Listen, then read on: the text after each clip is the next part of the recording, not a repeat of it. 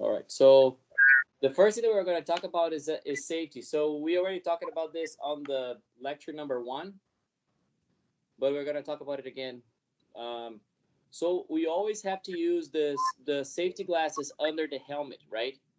Because the safety glasses they have this Z87.1 rating.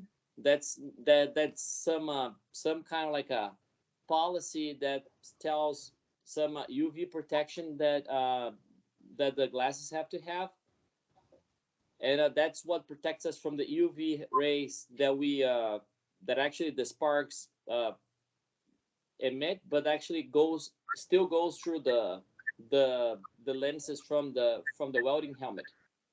So you always have to use those under the helmet.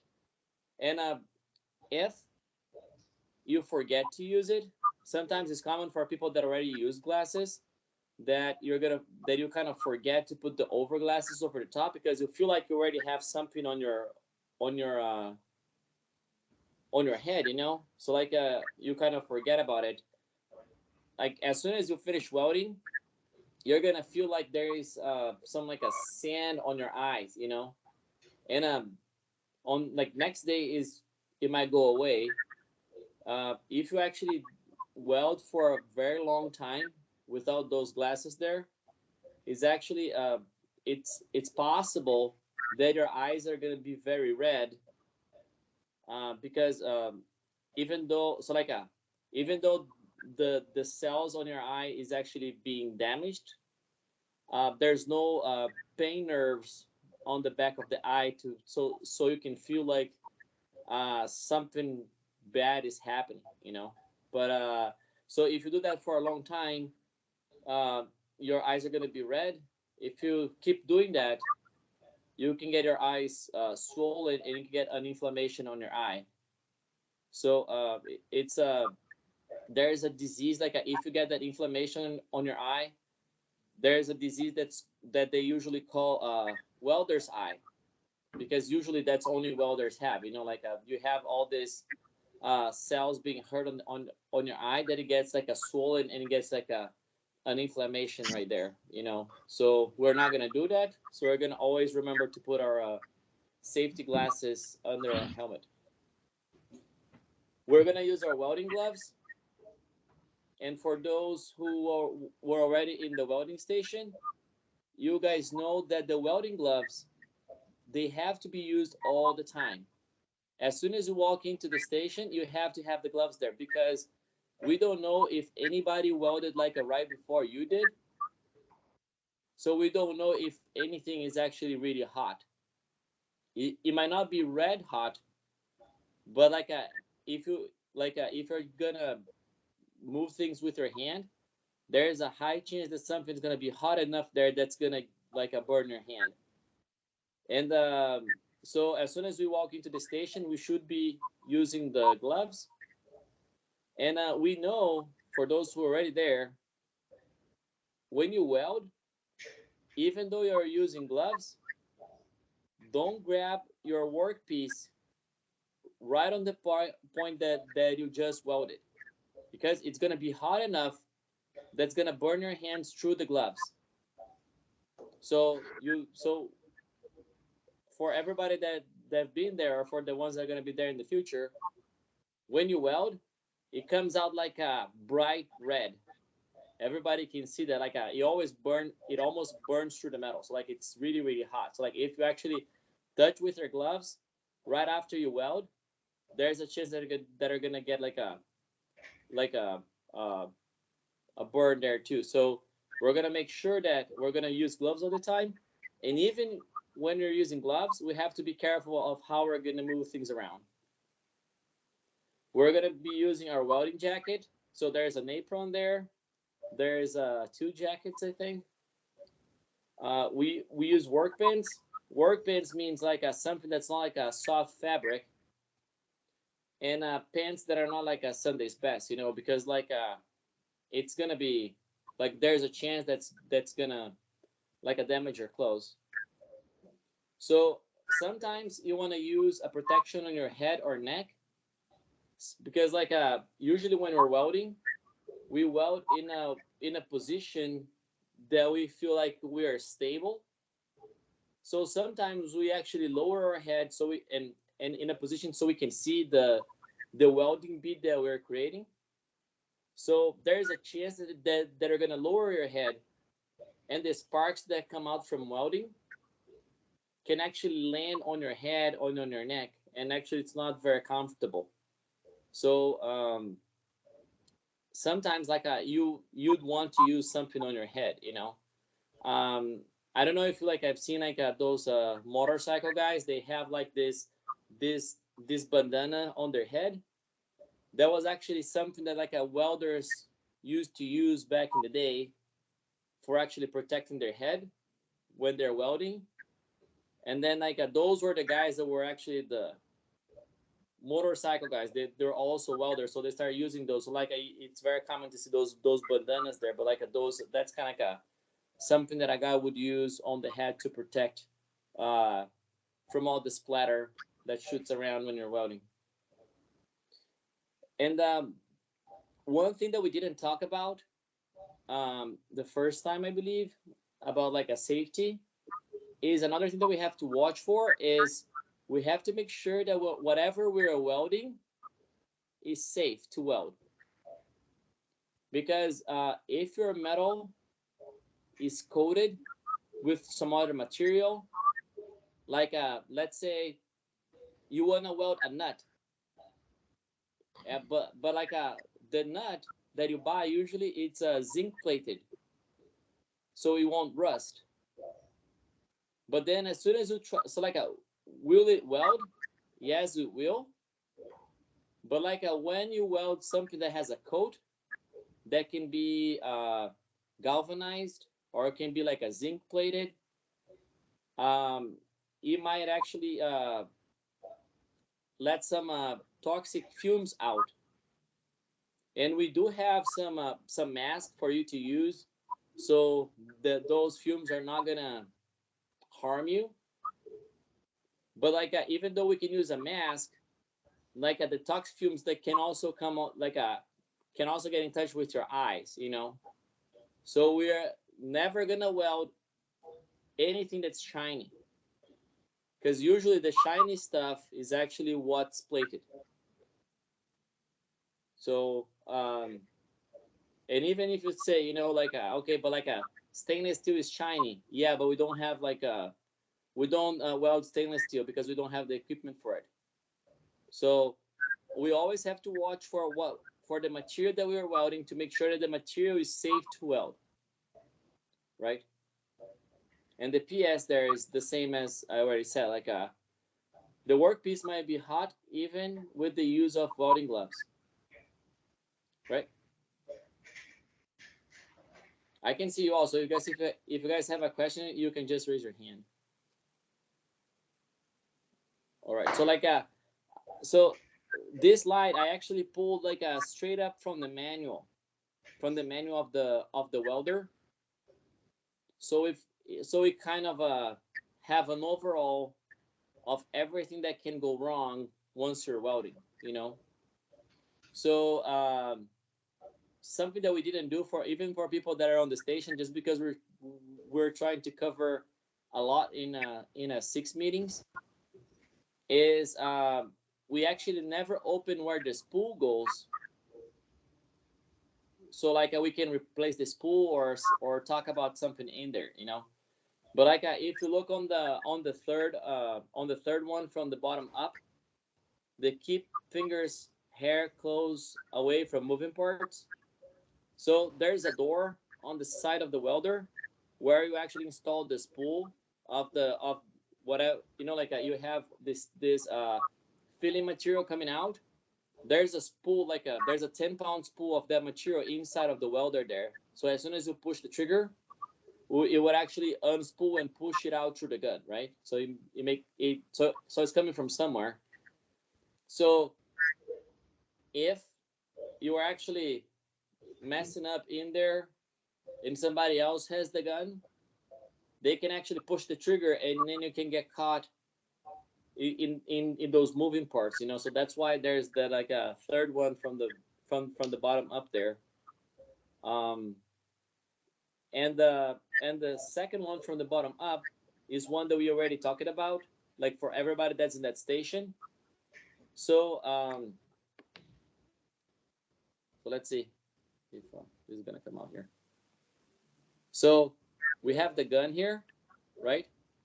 And let's see. There's a stick out that comes out. So when you're welding, there's a chance that the stick out is actually gonna be welded down, and whatever is left there is actually gonna get stuck. So sometimes people try to look into the gun and keep pushing the trigger to see if it's gonna come out, or they actually put it against their hand to try to see if it's gonna come out. So there's a chance that like the filling material is gonna like it's gonna, so it was stuck.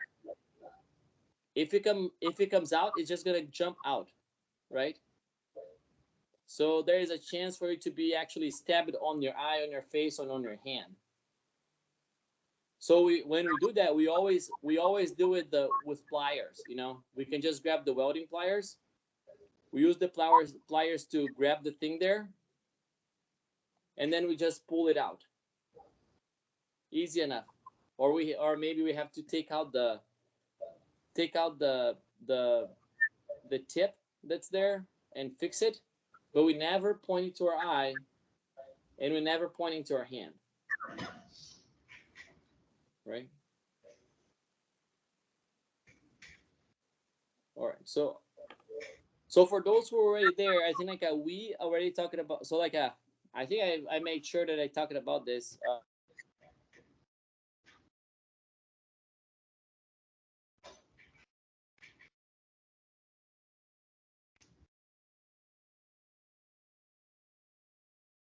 You there, Rodrigo?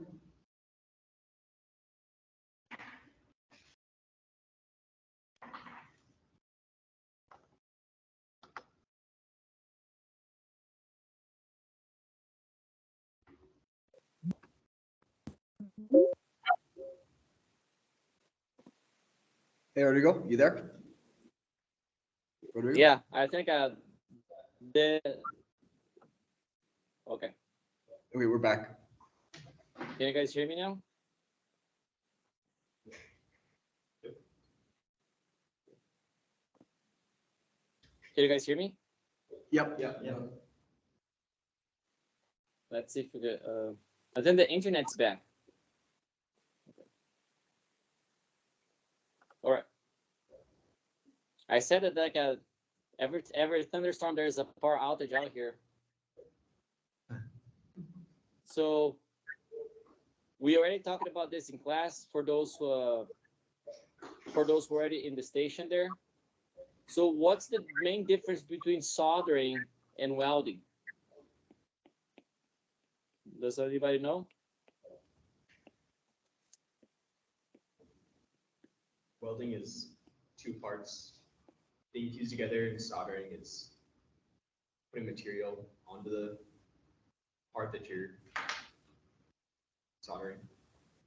Yeah, so in welding, you have the two paired materials there that you want to weld, right? You have the material that's the filling material there. And then at some point, when there's the arc, right? There's the arc there. So there's a piece from this metal that's gonna melt. There's a piece from that metal that's gonna melt. There's a little piece of that metal that of the filling material that's gonna melt. So all three of these are gonna melt together. And when they cool down, they are one. So all three of them actually melted and became not liquid but fluid. They changed from solid to a state that they could mix together, and then they become one, right? So that's welding. The difference between soldering and welding is that like imagine you have the trail there that you're gonna weld or solder your resistor, right? So you have your resistor there, a true hole resistor. So this is the same if we're welding like the copper pipe at home, you know, it's still soldering. So I use the solder paste or this whatever solder you're gonna use. So whatever material you add, so it binds to the copper here, it binds to the metal, but this piece here, this metal from the resistor, and this metal from the trail, from the copper trail or island, those never melted. The only one that melted was actually the solder paste or whatever is the solder stick that you're using, right?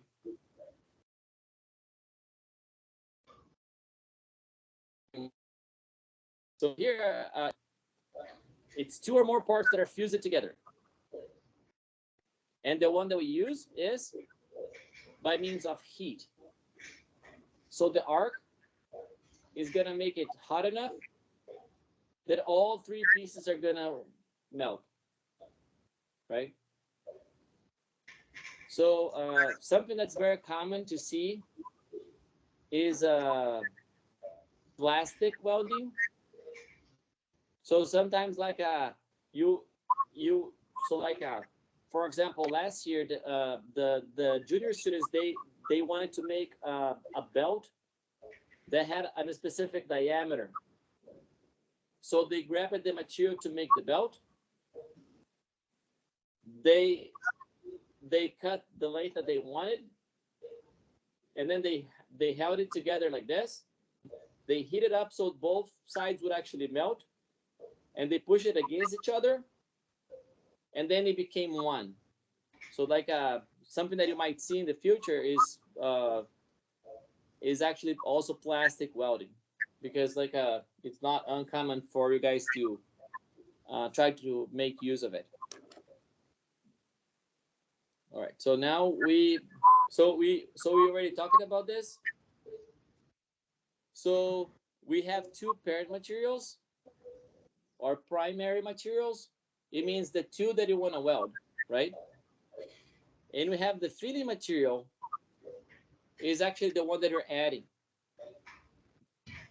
right? So here we have our MIG gun, and we're only going to talk about MIG or metal gas arc welding. That's the same as MIG, just because that's the technology or process that we're going to use. So what we want to do is as soon as our material gets very close or touch the metal there's going to be a metal arc because there's a difference in voltage here, right? There's a difference in voltage. So the voltage is applied to the filling material. As soon as it touches the metal there, we have voltage. There's a resistance, right? There's a flow. So there's current. High current also generates heat.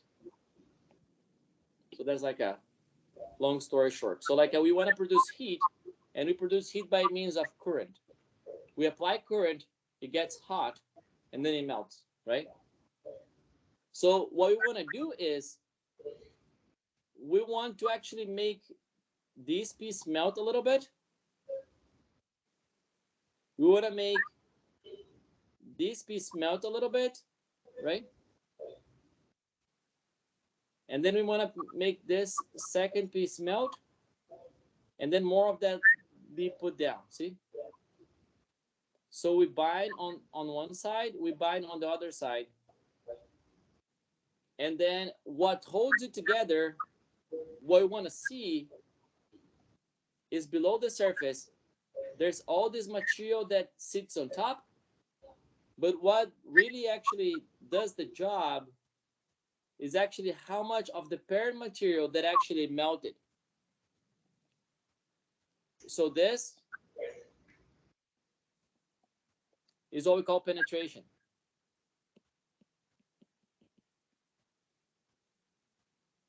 If we have poor penetration, it doesn't matter how much filling material is top, right?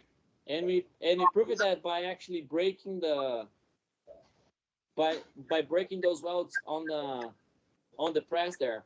So I guess everybody saw there like when we were breaking the welds. So how many times we welded something there? We put on the press with one pump or even less than one pump, it already broke apart, right? That means I did have melted metal sitting on top, but the penetration was poor to none. So that's what what we want to make sure we get right. You know, we're not about like let's make the best looking weld. It's about let's make a weld that's gonna hold things together for whatever for all the project needs that we need. You know, so this is kind of a what we are looking at, right? So we had penetration here, see, and we had penetration there, and then this what's gonna hold it together.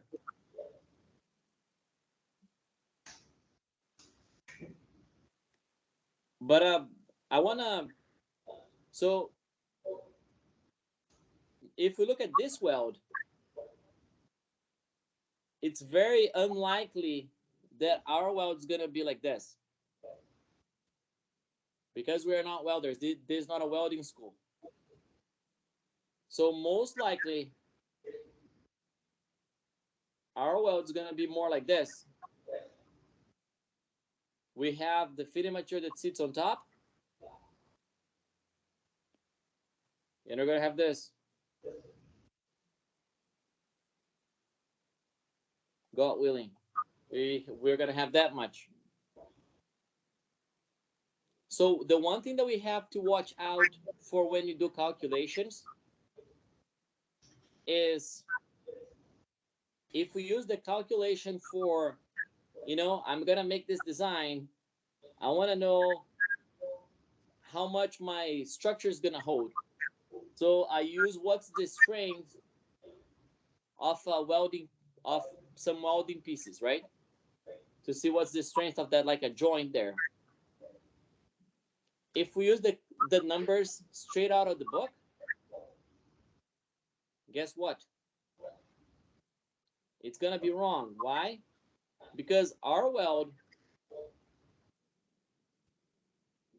is different than a professional weld. So how do we do it then? How do we actually do calculations that are gonna be closer to what we're like to what we are really doing? Anybody have an idea?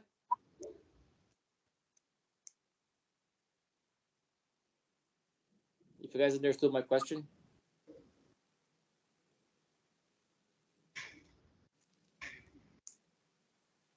So what numbers would you use for for uh,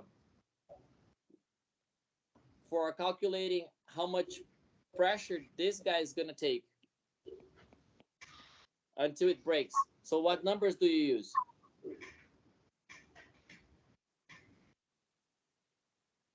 I said that the ones out of the book is not like the ones that are on the back of the book are not gonna work because that's for a professional's weld, and ours is hopefully it's gonna be something like this. So for us to have numbers that are more likely to be close to what we are gonna do, we can have the same person welding the same material using the same technique, the same settings on the welder machine, and then we throw it on the UTM, and the UTM are going to give us numbers, right? That's the closest that we can do to actually having something that the numbers are going to match with our simulations, you know.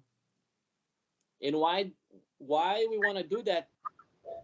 Because so imagine you are gonna so for one of the I think design of machinery, right, Carrico, that the students did the battle boss last year.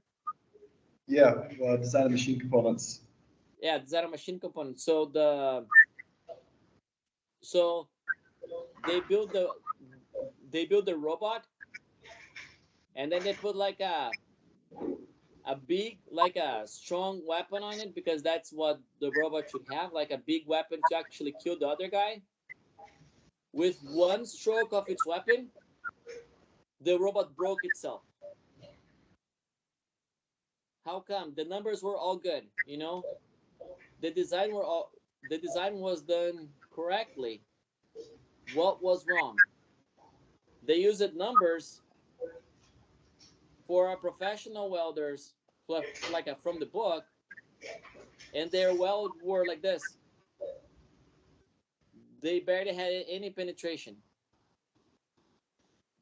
So then, for sure, the numbers are not gonna match, you know. So we just have to watch for that. And even if we get the same person using the same technique with the same settings on the machine, there's a chance that the weld's gonna come out a little different. But that's the closest that we can get to actually getting like a valid numbers for us to throw into our calculations.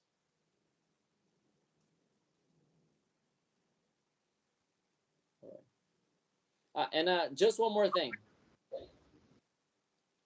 We already said that like our weld's not gonna be perfect. Our weld's not gonna be like the the professional welders looking one. But again, our objective is to create our own patterns, our own way of doing it, our own stitching, so we can actually do it safely and do it in a way that we can actually build the projects that we need for the course, you know, for the mechanical engineering program. All right. So we're gonna talk about. So after that, we're gonna talk about weld evaluations. But we know that we're not gonna get that well. We already know that. But you guys have to know what's good and what's bad and what's acceptable, you know. So one thing that might happen is if our settings are too high on the machine, so if we generate too much heat, there's a chance that we're gonna lose some material. See? And again, if we do calculations based on numbers straight off the book and your weld comes out like this, then for sure it's not like a whenever you apply force there, you know where it's gonna shear, and it's not gonna be where you thought it would be. So this is something that we can inspect, you know. So how do you do that? You get materials that are exactly the same. So like let's say we get the same thickness of steel, we get the same two together. We try a few times. We choose our stitching pattern. We take it to the UTM. we get some numbers, and now we can get valid numbers and hope that they're gonna match like the next iteration of our weld. You know, like when we do on the final project, on the final product, right? So I think like for the two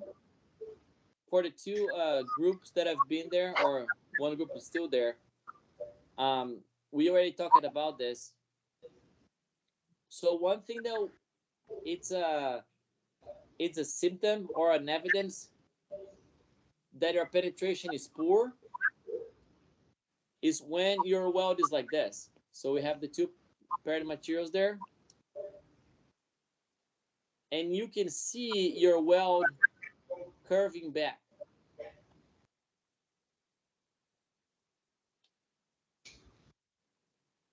Right? For those who are already there, we already talked about this, and for those who are not there yet, like we for sure are going to talk about this.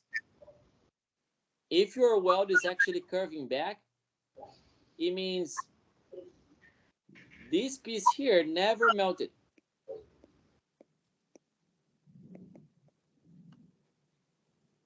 Because if this have ever melted, it'll be like this. See? If we try to zoom in,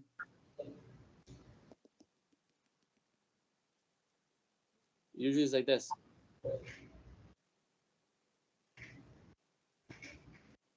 So when this piece melts and this piece is melted,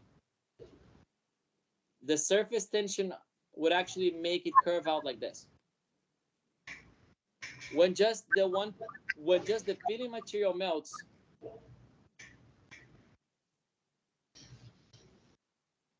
it's gonna take a shape of a water drop. You know, like if you actually think of like a water drop on a film of oil, it's gonna make like a round piece there. So it's actually the same thing that happens. The surface tension is actually gonna make it curve back like that. So like that's a symptom that shows us that we didn't have penetration on that spot, right? So that's another kind of evaluation that we're gonna do it for sure. You know, it's a visual evaluation that we can do of our weld.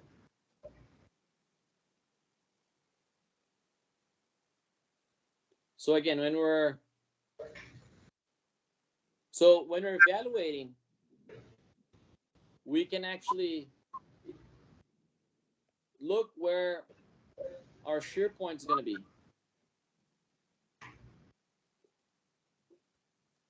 Right? All right. So now we're going to talk about welding joint types. So for our project, or for projects, we're going to choose like a random things, like you guys are going to choose it, but for the exercise that we do in class, we're going to be doing a butt joint, we're going to be doing a lap joint, we're going to be doing a T joint. That's the ones that we're going to do there, right? All right, butt joints. So I don't know if for this group we try to do like a beveled edges, but so what we did was we just had the two parent materials there, the two primary metals, and we welded on top, right? So we started the welding on this side, and hopefully we got some penetration there, right? Hopefully that's what we got, and hopefully that's what we got.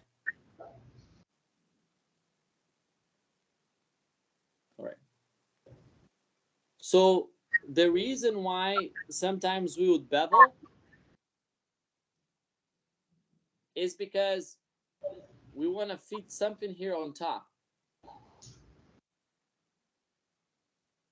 Let's say I need this to be flat, right? Because I have to fit it with something else. I don't know.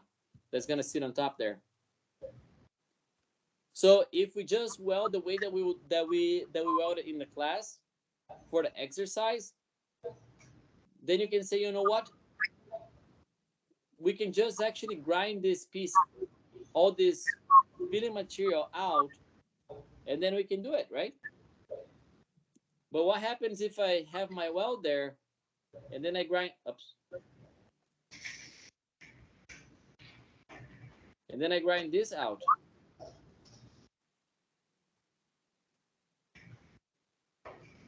What we're gonna have is just that's what we have, because we grinded everything else out. So it's not gonna work, right? So that's why we would have to bevel the edges.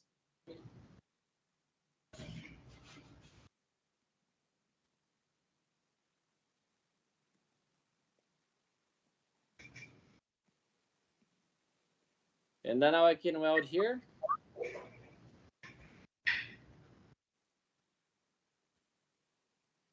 So that's the new weld. Now I can actually come out and grind this from the top.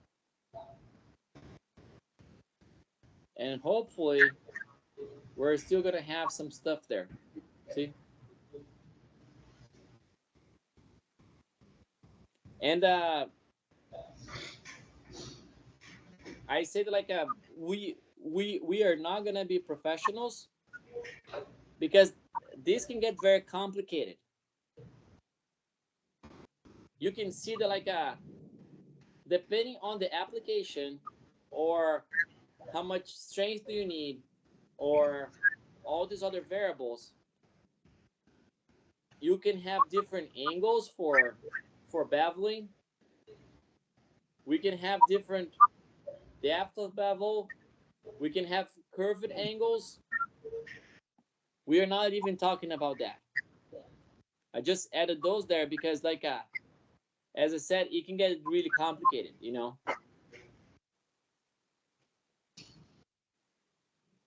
If you guys have a question, you can just like raise your hand. I think I can see everybody.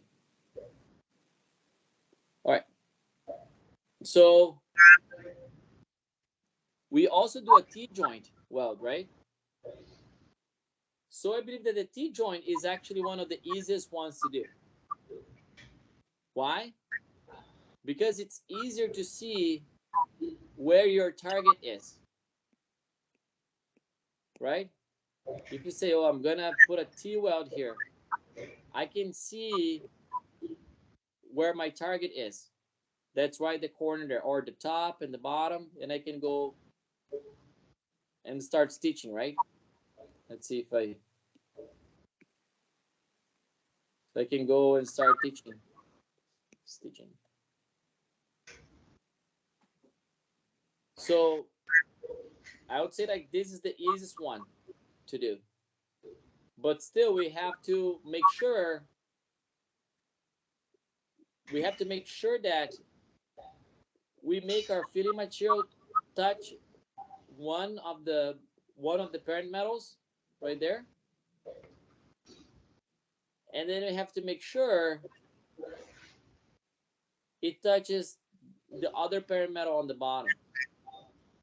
See?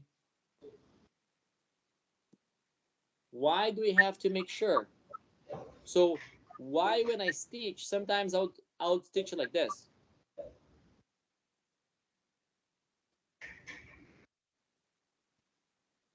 I'll try to make it long. Why would I try to make it long?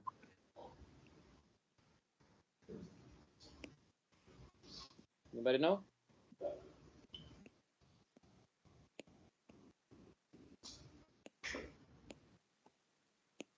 So one thing that happens and happens often is I'm gonna start welding here on top, right? So I'm gonna start welding there. So I have some penetration there, right? And then I have the buildup. The buildup is actually all the metal that's melting from the fitting material. So it's sitting on top, right? So this is my gun up here. So this is my gun up here, coming from the top. As soon as I start welding here, I start creating a buildup. When I actually turn my gun to the bottom,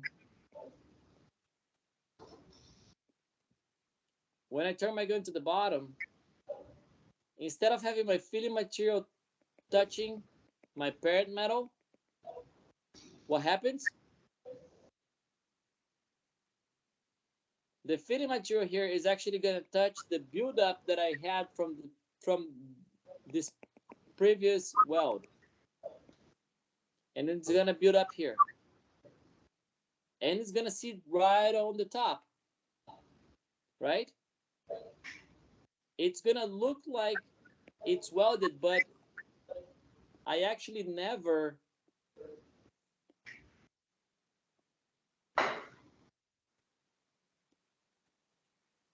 had my filling material touching that bottom plate. So that's why sometimes we would want to make it long.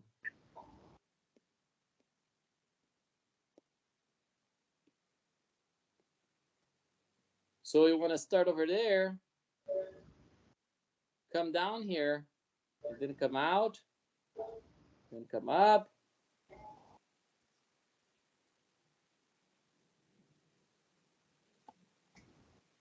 So what's the limitation that we have for how wide this can be? What's the limitation that we have?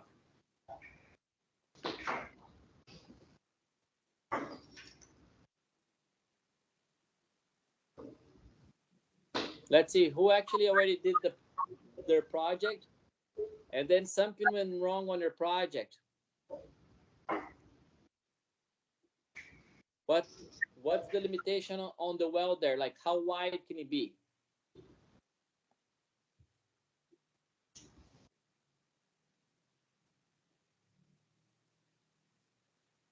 Like the individual welds, or are you talking about how wide the individual weld is, or the whole? Yeah, how far out can we come out here? We can't go farther than the actual material we're welding. Yeah, for sure we can go further than the material that we're welding, but our limitation is I want to put something here right over the top, right? Let's say you're making a project and then you're making your pencil holder. So you have a square tube in there sitting on a plate. You come in and you weld it right over there. And then now you want to put another square tube in right over here. It's not going to work, right? Because now you have a welding bead right over there. So the limitation that we might have is actually if we're gonna add other things here to fit here on this side, right? Then now we have a limitation there for like how wide this bead can be, right? But for us, that's the only limitation. If we're gonna be welding gas, like a gas pipelines, then your requirements are different. But for us, it doesn't have to look good. It have to be welded together and strong enough so your robot doesn't suicide, doesn't actually kill itself before it gets into battle, right?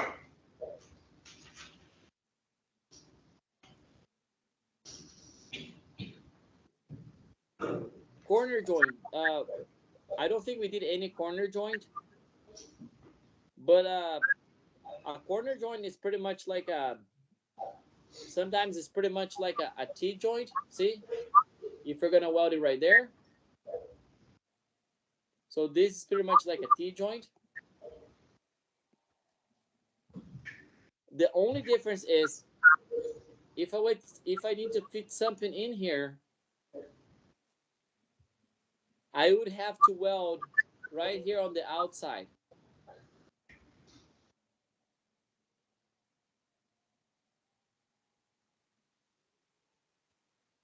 Right? It's gonna be held together, and then I can still fit something here on this side. That's why that's I use for a corner weld. A lap joint. I usually consider the lap joints to be also very similar to the T joint,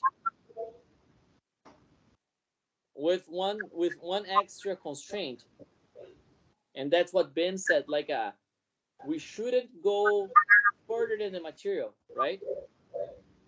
So if we look at here from the side, so this is what we have. We have one material there and the other one on the bottom, right? So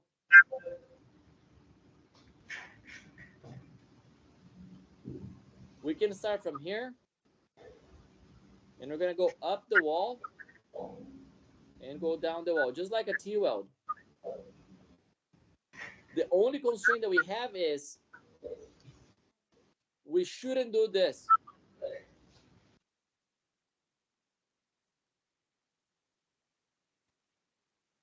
See? We shouldn't go on that plateau over there. We have to stay on the wall. So that's the only one extra constraint that I see compared to a T-weld.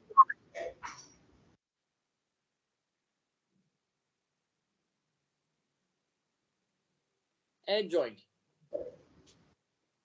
So an edge joint has usually the same use for a butt joint, you know? You just want to have two pieces welded together over there, right? The reason why we would choose to use a an edge joint is if this material is so thin that there's a chance that you're gonna, and if you put them together like this, the material is very thin. You want to come in here to weld, it gets too hot. What's gonna happen?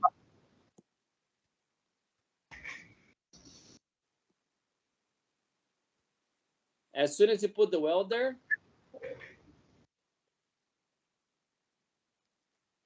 there's a chance that you're gonna make a burn through, or there's gonna be a hole on your primary materials there. As soon as you actually bend the edges and you try to weld from the side over there, for us to have a burn through, you have to burn through this, which there's a lot more material there than this, right? So you just come here and put a welding bit there, see?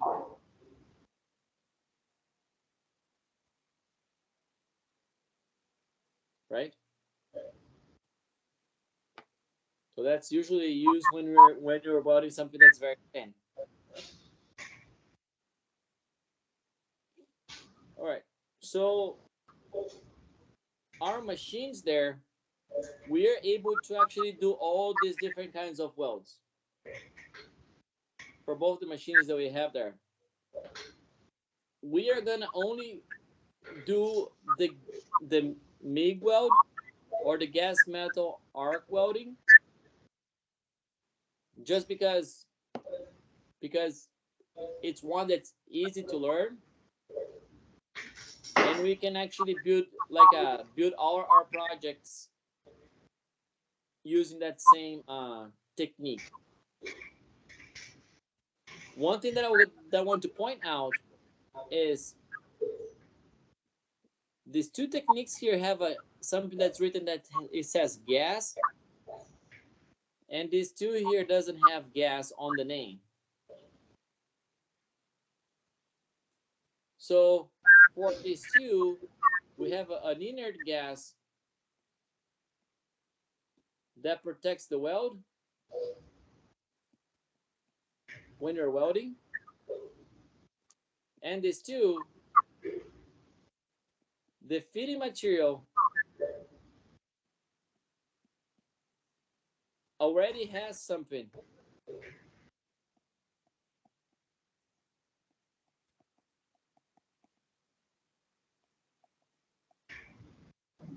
Already have something embedded on it. So the flux core, it, it actually looks like the same spool as the solid wire that we use for the MIG welding. The difference is the flux core, actually, if you look, it actually, the wire is actually, it's hollow on in the middle, and there's actually flux in there. And flux is actually what's going to come out and protect the weld from the oxidation, from actually not binding together. And that's the same way when you're welding stick. When you're welding stick, the stick is actually very similar to this. So like the main, like the 2 things that I can point out that are very different is this flux or whatever protection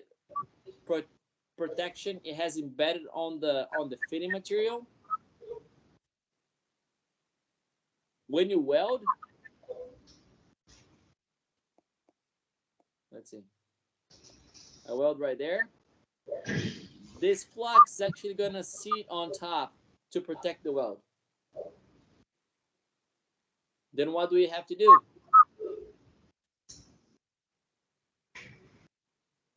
We have to get our welding hammer and hammer it. And then we got our wire brush, and then we brush it. And then now it's actually clean enough for us to put like another bead on top if we want to put another bead on top. Right? Usually for our MIG welding, we are kind of like not even use the hammer. Why? Because we don't have this protection embedded on it. Like we don't have a lot of residue over the top. We have a little bit of residue there, but not like very much. So like for those who are already there or hold or like or then you guys are gonna see it. We're only gonna give like a good like a brush with the wire brush, and then that's good. That's good enough for us. Another limitation from the gas welding or not or gases or no gas is you have to have the gas. So if I'm gonna go out there and weld the fence from my farm, as soon as I try to set everything up and have my gun there, you have all the wind blowing our gas around. We're not gonna get a lot of protection there, right? Especially in Bismarck, it's like a 20 miles an hour wind every day. So usually in places that are protected from wind, it's actually more common that people will use a technique that uses gas to protect it. If you're outside or if you actually go somewhere that's far, you don't want to bring the gas with you. Why? Because either the wind's gonna blow it away and it's not gonna work for you. The other thing is you don't want to be carrying the gas cylinder around. because that's pretty big, right? It's a pain to imagine if we had to carry around every day. So usually that's another reason why a guy would decide, I have this other little machine that does stick, or this little machine that will do like a flux core, just so we don't need the gas.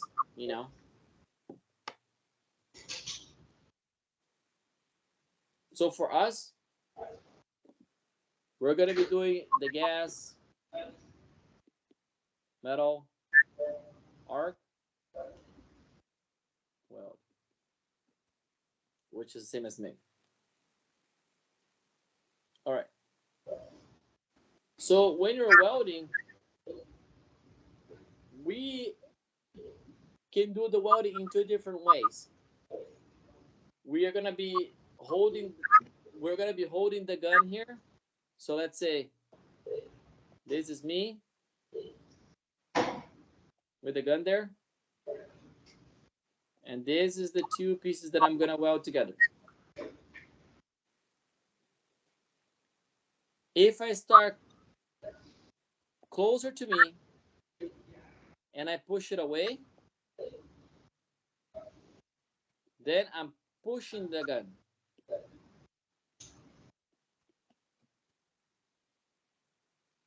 If I start from far away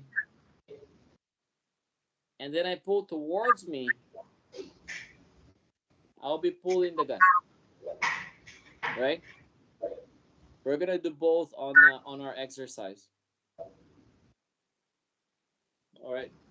So which one we're gonna use? I don't know. The one that makes you the most comfortable with welding, right? So they all have their pros and cons, right? So if I'm actually pushing the gun, it's going forward. Usually the gun is in front of me. So I'm pushing it. So I can't see what I'm doing, see? Because it's actually behind the nozzle there. So it's more difficult to see. You can't see the path very well. And for those who are there before, you can see how not seeing where you're going can make the job to be very poor, right? You're not gonna weld things well together. So if you're pulling the gun, you can position your head on this side,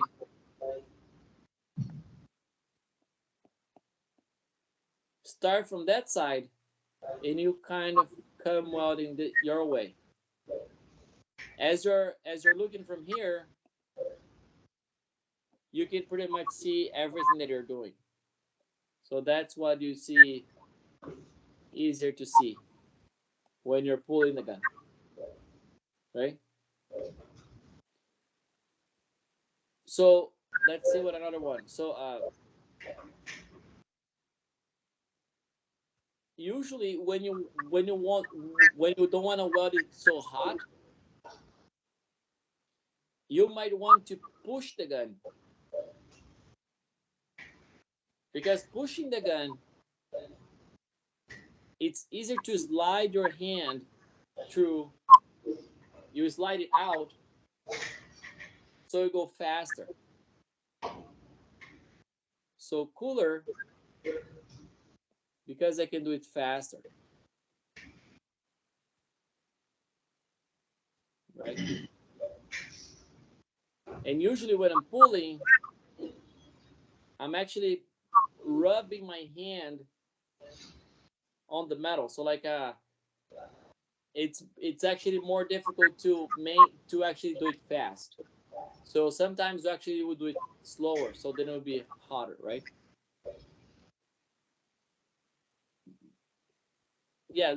So usually when you don't see the path very well, it kind of doesn't look very good. See, so all this should be once you understand the positioning and you understand the movement, and you understand that things have like a variables, like the settings on the machine, the how you're gonna stitch it. All these things here should be common sense. You can actually write everything that you think it's gonna be, because oh, usually this is faster, this is slower, So so if I go faster, I spend less time on each spot. So that's gonna make it so that's gonna make it cooler. But for us, we're gonna do whatever is actually the best for us, so we can complete the test successfully. That's actually welding safely, and in a way that it's gonna hold pieces together. So the one difference here, like from if I were there with you, and it's actually, you guys can click on these links here. I'm gonna post this lecture. So if you click on the links, you're gonna have a video to watch, right? So this one so it's just a guy doing different kinds of weaving patterns, right? And the weaving pattern, why do we even have to weave? It's just so we make it wider, so we leave more material.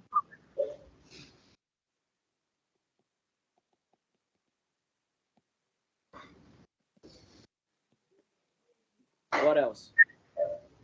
So we take longer, which actually is gonna make it hotter. See, so like at some point it becomes like a common sense, like you guys are gonna tell, oh, if I do this, it's gonna take a long time, so we're gonna just like drop more material, and it's gonna be hotter.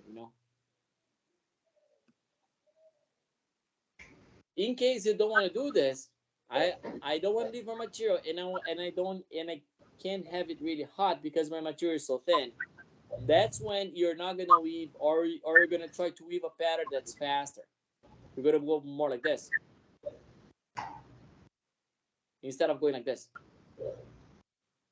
or going like this.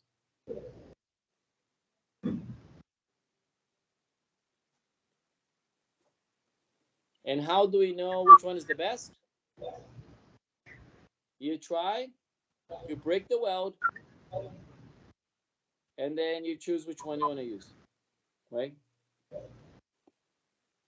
In this case, the destructive testing is actually one of the best ones that we can do, so we can really understand what's going on. So something that I want to talk about weaving is actually something that we already talked before in the lecture here. Is, imagine you want to put a T joint there, right? If I try to do this,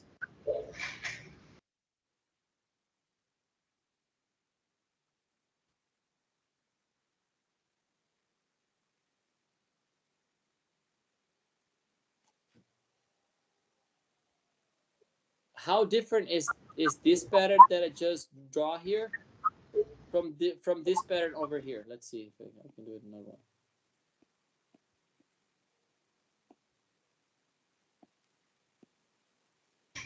one. From one like this.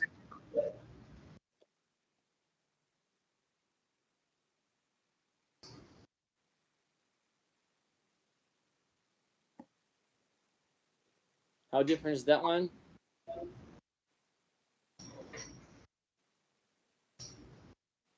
from this one?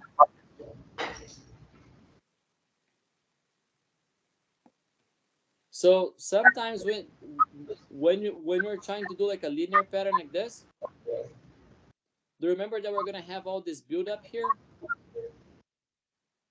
and there is a chance that our weld is gonna be curved back like this, so we don't have any penetration there. as soon as you take it to the side and you move it fast,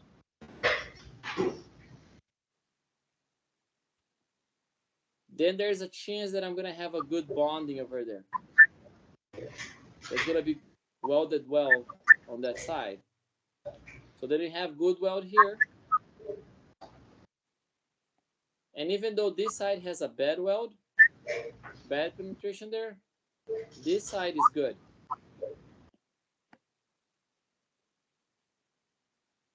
I don't know, like if for those who were in the station when we did the first one, like when we did when actually the first group did the first group did the the destructive testing on their welds, it's very common that you try to break the weld, then what's going to happen? Some of it is going to stick on this side and it's going to be good. Some is going to stick on that side. Something is going to crack here, is going to crack there. But at the end, they're still welded together. Right? Like how many times we saw that, like we could see that the weld cracked like in a few spots. But the overall bead, some was stuck into like a one piece, some of it was stuck into the other one, and the melted metal in the middle was actually what was holding together. So it was still being held together, even though our bonding wasn't very good on each side every once in a while, you know? So we would like to try, instead of actually doing these linear patterns, is actually when you go up, you go like, when you go up the wall, you know, go fast to the side, so it makes sure we touch over there. And we don't actually just weld on top of the buildup.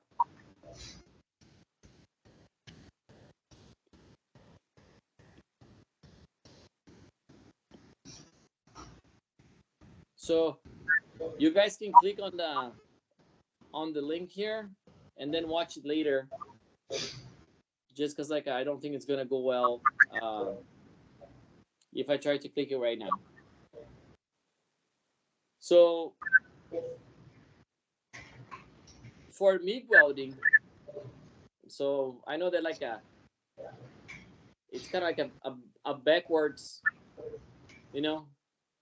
I'm talking about MIG welding all the time, but I didn't even talk about what MIG welding was. But here we go. So the way that's done is we have our machine, right? Our machine has two settings there. It has voltage and it has feed. What's feed? Feed is, I have a spool of wire here.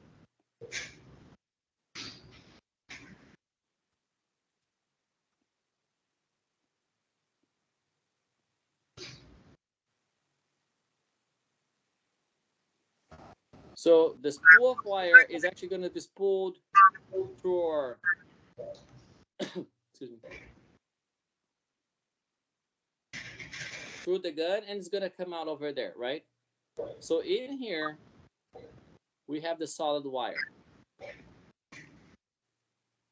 and it's going to apply a voltage to one side,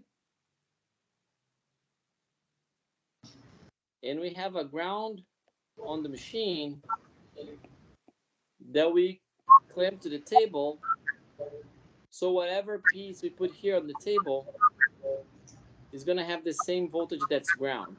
As soon as you touch both together, you have current, and current's going to generate heat, and heat's what's going to actually, current's what's going to actually make it melt or the heat. So we already talked about About that, like we have the nozzle right there. We have the arc, right? We are feeding the wire that's being pulled out, and we have the shielded gas. So we have a tank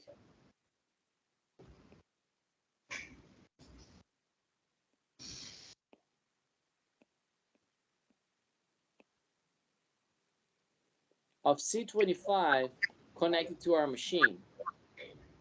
C25 is 75% argon, 25% carbon dioxide. So this is an inert gas.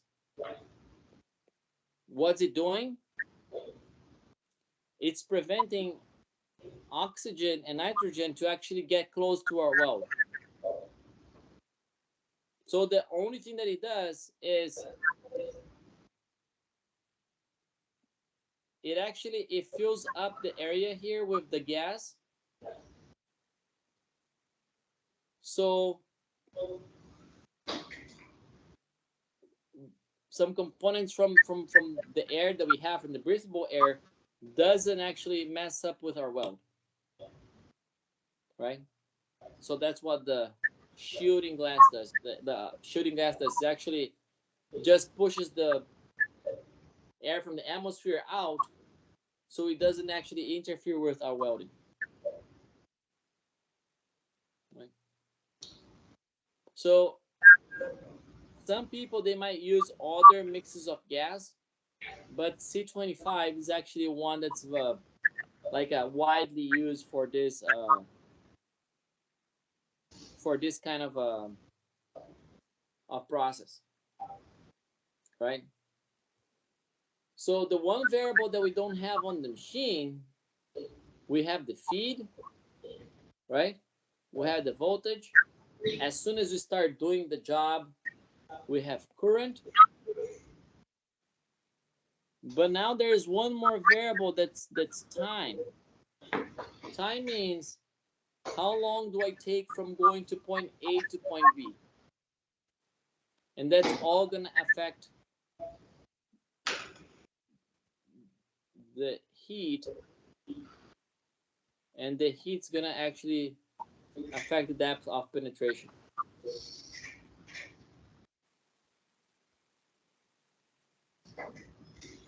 I know that we're short on time. It's already 4:15. So what I wanted you guys to look at, like you guys can click in these other videos here and watch it. So the second one is one that I found like that was very interesting. Is how the sound of your weld is gonna tell you if there's something wrong with like your settings.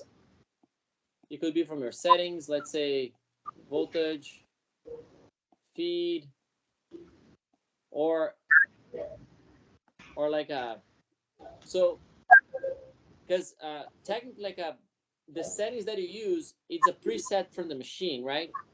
It's a variable of like what's the material that you're welding. Yeah, because like is the material and the thickness of the material that you're welding. So like usually it's a preset thing, but we want to actually finally adjust to have a better weld. So this one actually has some kind of like a how does the sound of the welding like pss, pss, pss, pss, pss. It's gonna tell you that there's something wrong, right? So please make sure you guys can like go on the links and watch them, and then